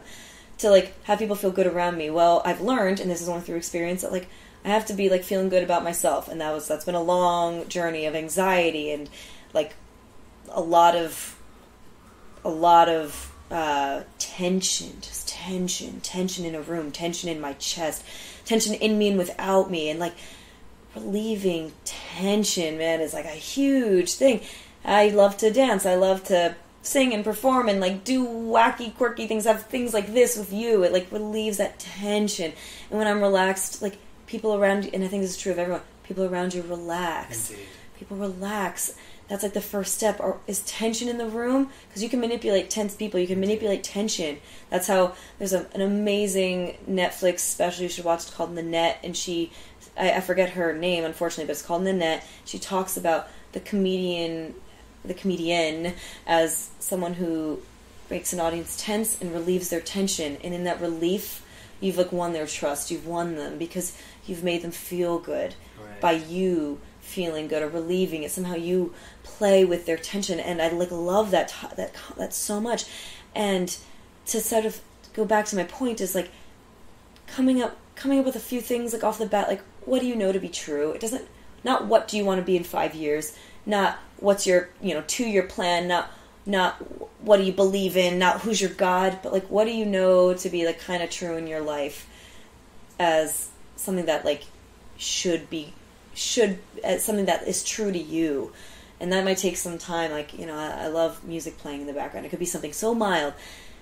How do you kind of, like, get more at the heart of those things? Because that will kind of get you to think more at the heart of, like, who you are, what makes you unique, because you are. And then when you start doing them and, like, filling those spaces, participating in those things, then you start kind of realizing what you're passionate about. Then you start meeting like-minded people, but not necessarily people who you met because you don't know who you are. And I think that's where groupthink kind of comes in. Yes. It's because you don't know what your values are, and they're kind of just getting reiterated back and forth, but you actually sort of, like, do what you know is true, and you have an integrity about your choices. Then you can meet people. Then I think people can be honest with you because they're moving honestly with you, or across from you, or through you, or, like, they're just passing by you, but they're also being honest in themselves. So it's a different opinion, it's a different point of view, it's a different life, but they also have the same core. And then I think you can take on challenging opinions. Then you can sort of be like, I see where you're at, interesting choices you made. I think then you can, like, kind of move around each other and not necessarily have to be each other, but, like, be around each other. And there's like something healthy about, like, honest movement and honesty with yourself, and, like, but I don't know how to, like, teach it. I don't know how to practice it necessarily. Like, even in my own life, I think I'm, like, in small ways only just getting into some of those realms in my own life. And I think so much of it is due to the fact that my schedule is so different every day And I happened to have a large stretch of time where I had a lot of free time, and then have moved through the anxiety of having free time. And now I'm actually starting to fill my free time. And I've never had time like this before. And so many people don't have this time. And it's only because of my particular work schedule is off hours. When the bulk of people are coming down the highway, I'm coming up the highway. Right. So I'm kind of on the opposite schedule of a lot of people, and it's temporary. And I'm almost devastated for when my life kind of settles back into a more financially stable place, into a more having health insurance benefits stable place. When my job situation stabilizes, I actually already feel nostalgic for this time, because it's the only time I've ever had. I'm actually I would be remiss if I were to lose this.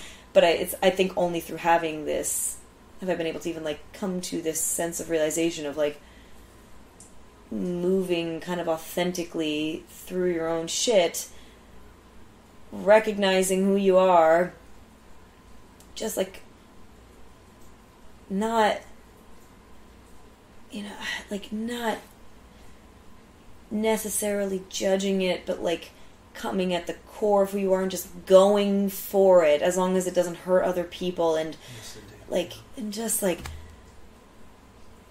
of doing it. And then if other people do it too, then people are fighting less, because you're not competing over the same patch of land. You're not you kind of got your own thing going on, and and that's cool, and people want to talk about it. People want to talk to you and get to know why you're different, and how it's been being different and doing these different things, and what your influences were, and it's cool. Absolutely. And it's peaceful. Absolutely. And I think there's no system, I don't think, that says, I don't think there's a rule book. I don't think I could, write an essay on how it's done. People have tried, and there's many really, really compelling ones. But there's too many people in the world. There's, and if there weren't too many people in the world, there's conflict. And people, there's so many people. My honesty over your honesty. My honesty over your... Exactly. My perspective over yours. My worldview over yours. My cognitive abilities over yours. And that should never be... someone with any sort of disability should never be, held against someone with a different mental process. There's so much nuance and so much variation and so much variety in the world that I could write an essay for you and me, and you could probably still edit the heck out of it and read lines through it, and sure. And that's all. But that's so cool that we could do that. I think, and I think just getting to the point where you can imagine things together as almost what almost that is hope, rather than living this utopia, because utopia is an idea. Indeed.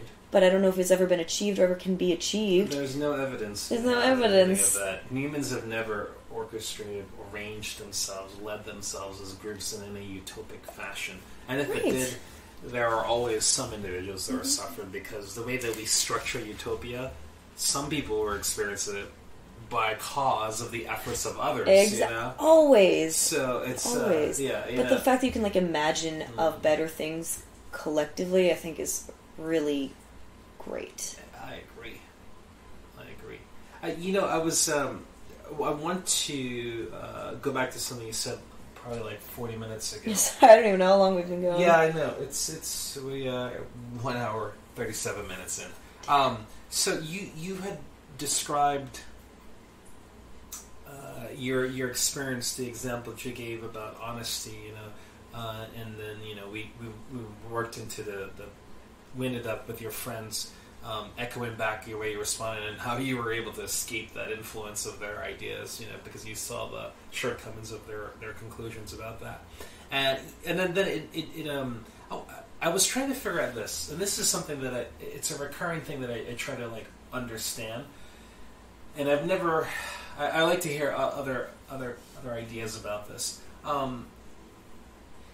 If you are actively practicing honesty in a manner that you have recognized, you've had lots of success with, and you've worked on it, and it's minimized a lot of the negative things that we've talked about with the process of being honest. What happens then when you attempt to do the same thing and you encounter an agent that has deep amounts of trauma? So you're now damned if you do and damned if you don't. what do you do then? I mean, is there something like where do you move forward with that? If you know that you are at your limits, there's nothing else I can come up with right now with my interest in trying to share with the other person a level of honesty so they can understand how I am experiencing whatever that thing is that you need to share to foster empathy. So are you saying that due to their trauma, they aren't accepting your honesty, or they're upset by it always? That too, all of that. Okay. Yeah. That's a great question, and let me know if you ever find the answer. Equally confounded. Okay. Well, I've always have something to say, but Good, please say. So I think practicing honesty, I think that's all you can do is practice, because you will never be perfect, and you will always interact, like we were saying, with different individuals with different things that affect them differently. Their trauma, their abuse, their upbringing, maybe it was a great one, maybe it wasn't great, just their enmeshment with their family members, their disenchantment with society, where they are spiritually. Like, you never know what your honesty is going to do to another person. Right. And I think generally being like gentle and kind and not trying to target anybody in your honesty, I think that's generally a good strategy. But there'll be times where you're wrong. There'll be times where you completely accidentally, and I think the whole thing for the person to just never stop trying to be good. Never stop trying to be good never stop trying to listen to what people are telling you.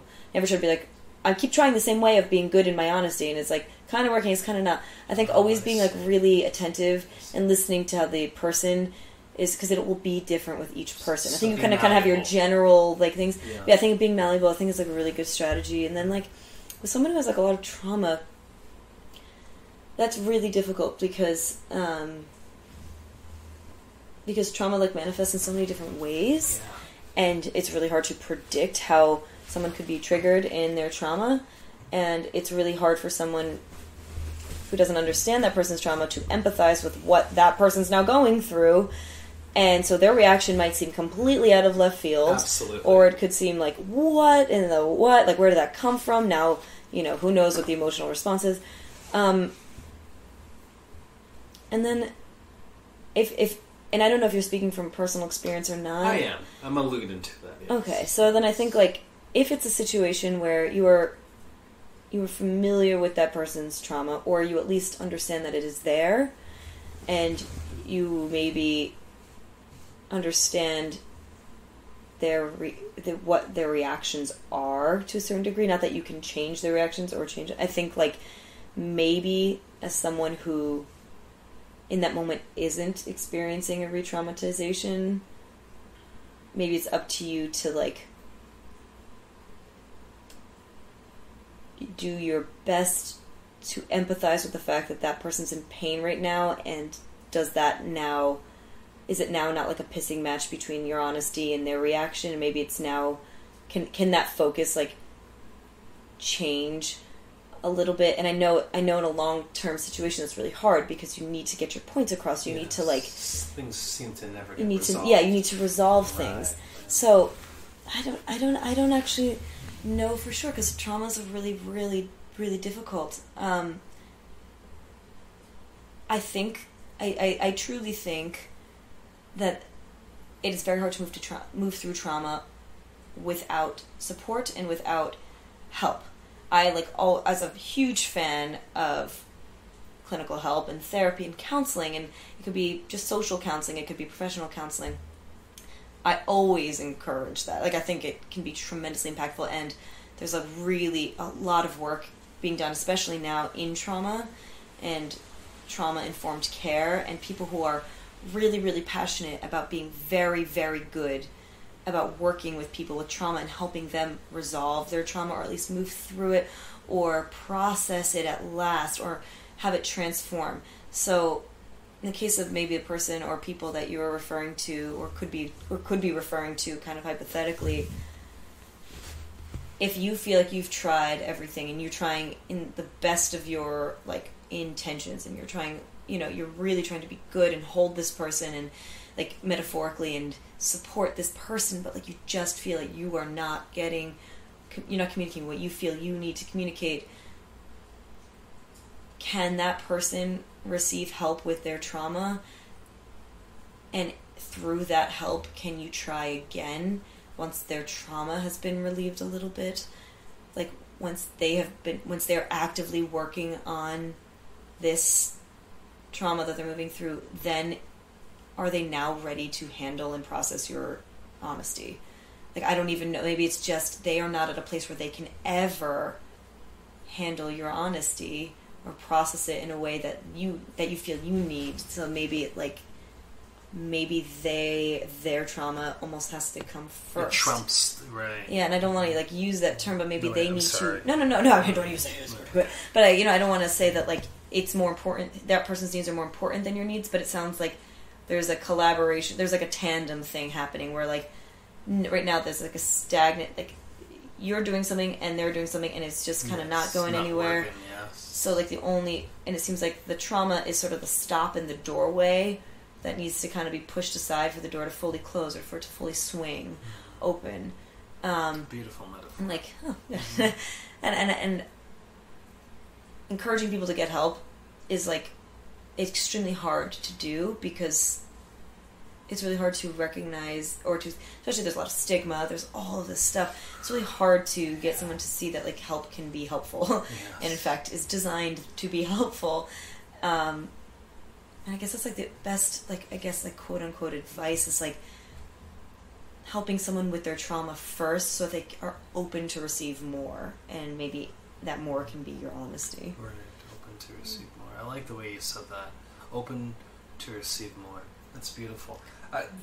I was just wanted to say, listen, we are so, I know, we're so rocking this. We're so out of time. Exactly. We've been out of time an hour ago. A long time ago, yeah. I just wanted to say, in closing, I felt that, we definitely explored something that is not an easy topic to wrap up in any short amount of time, and it's something that we probably should maybe revisit at another time.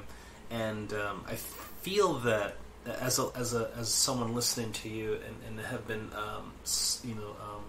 offered the opportunity to have you counsel me through different things in my life, that you brought a nice set of perspectives to the conversation today, and I feel that anyone listening will probably end up gathering some newer, clearer perspective on life in some capacity from what you've shared. Is there, if you're listening and you are feeling obliged, would love to hear from you.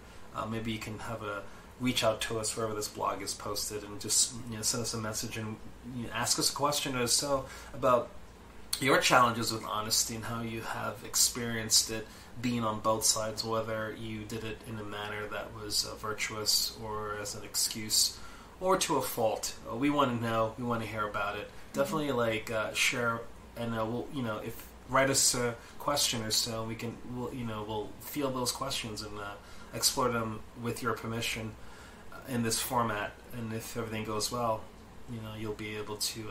We'll let you know that your questions were being addressed in the blog. Is there anything else you want to say in closing? I guess my closing words were thank you for having me speak. It's really refreshing to speak to you, and likewise, you've been very supportive of me through various circumstances. So this was great. I think I know you can't really wrap up a topic like this. No. I think being honest with when you're being genuine is a good topic, a good thing to explore with yourself. Just a little example, exercises, I think, because you're never going to dive into being a perfect person. Impossible. Sorry. But ask yourself, am I kind of genuinely into this? Am I genuinely speaking to this person? Right now I feel like I'm genuinely talking to you, that's why the word comes to my head. Or another one, do you feel like you could have been kinder, or you could have done something differently? Or do you wish you had? Do you feel a sense of guilt or some sort of weird tension about something you feel you did? I would listen to it and explore why. Explore why you felt that way and why you reacted, and be gentle with yourself. And what could you have done differently while also honoring your own emotions, and just kind of playing with some of your feelings. Kind of asking yourself maybe a little mindfulness. Why am I feeling this way? Do I have to feel this way? Am I learning from this feeling? Feelings. They're real, and you know, kind of interact with them. You know, see what kind of comes up for you, in any way, big or small, and hopefully it'll lead us to being more honest people, right. At least to ourselves. Right, to ourselves, indeed. Yeah. And do it tactfully, people. Yeah, be nice. Be nice. Be good. Be good. Be nice, be honest, and definitely be good and caring for each other. If you want to find us, you can definitely look for me on Facebook and Instagram and YouTube, MotionDesignStudio. That's how you find me, and I'm Lex Peters. Today's segment, I hope you enjoyed it. Again, the title is Deconstructing the Ideas of Honesty to a Fault. Is it a virtue or an excuse? Catherine, do you want to provide the listeners any way to contact you? Sure. Probably email would be the best. You can reach me at cwesterduin@gmail.com. That's CWESTERDUIN as in Nancy @gmail.com. Great. Thanks for listening, and we hope to hear from you sometime in the future.